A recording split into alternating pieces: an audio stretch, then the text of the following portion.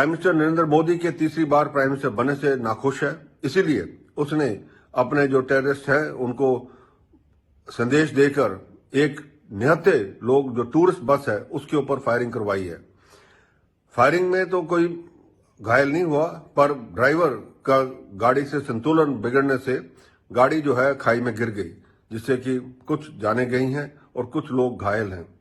मेरे इन लोगों के लिए सहानुभूति है और इनकी फैमिलीज के लिए एक ही संदेश है कि गवर्नमेंट ऑफ इंडिया और सिक्योरिटी फोर्सेज जो है ये जो टेररिस्ट है इनको एलिमिनेट करेंगे।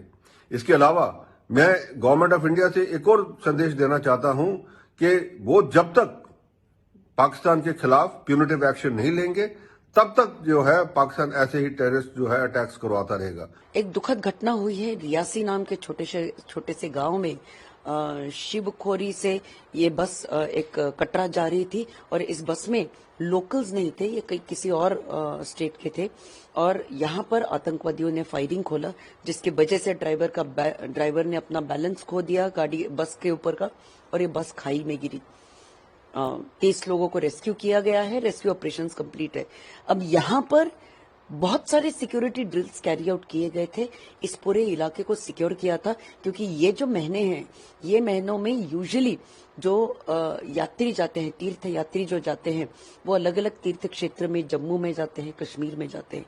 तो कटरा के पास, मतलब ये बस कटरा जा रही थी, इसका मतलब ये वैष्णो देवी ही जा रहे होंगे।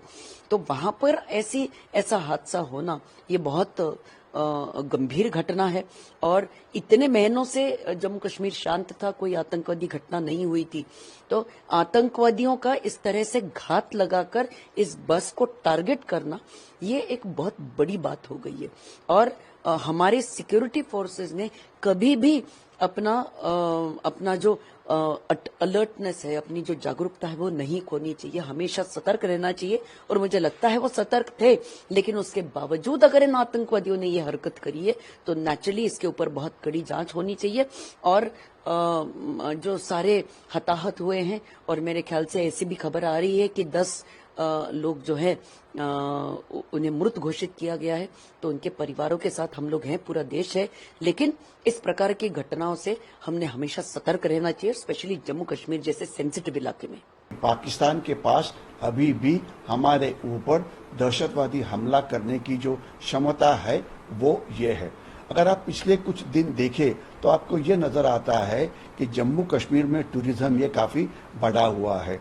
कश्मीर की लोक संख्या 1.5 कोटी के आसपास मानी जाती है और 2022 में 2 कोटी से ज्यादा टूरिस्ट वहां पे गए हैं। 2023 में ये संख्या 2.5 कोटी के पास हुए हैं। और जो टूरिस्ट है वो जा रहे हैं, कश्मीर वैली में जा रहे हैं, लद्दाख में जा रहे हैं और जो नीचे वाला हिस्सा है जहाँ पे ये यात्रा होती है वहाँ जा रहे हैं।